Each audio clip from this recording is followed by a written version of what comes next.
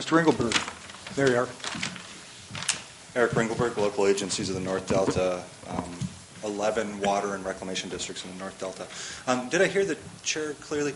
You were in support of an expansion to cover all covered activities. Well, my inclination is that this principle is, first of all, I think it's probably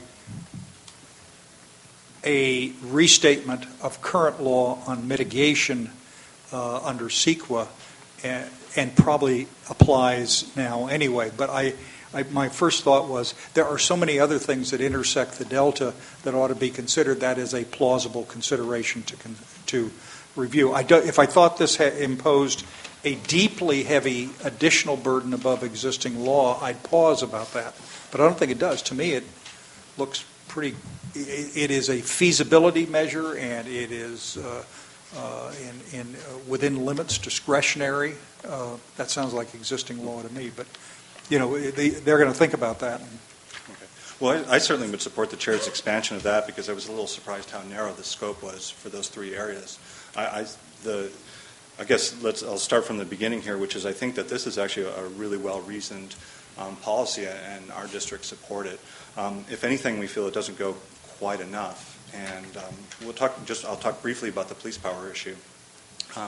I think we all, as member agencies, understand the need for police power for infrastructure, but we strongly are against the use of police power, namely the taking of land for the habitat. And I noticed that the council member comments included some things that said basically it's a parochial issue. You know, everyone's always going to care if they lose their land or if their neighbor's land is taken.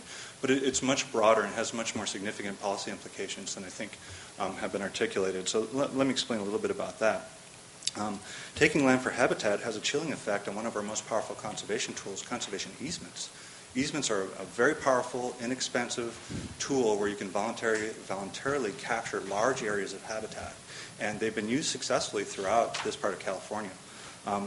By putting the fear into landowners that they're going to have their homestead taken away or their prime agricultural land taken away through the takings mechanism, they are much less likely to provide a conservation easement and much less likely to work together with the Stewardship Council and other forces that are looking to aggregate large areas of habitat.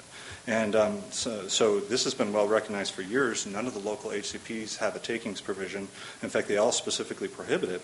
And then federal HCP's funding support is entirely dependent on the requirement that no lands are actually taken.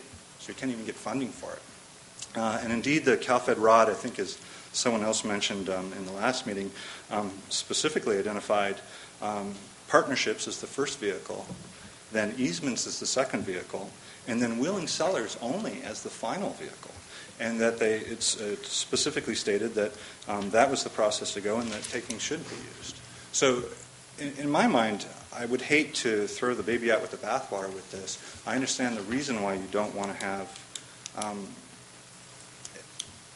you want to be able to use police powers for the building of infrastructure where there is no other way of constructing a linear feature. But in terms of habitat, I think that this is an issue where we have some significant long-term consequences in terms of meeting the co-equal goals.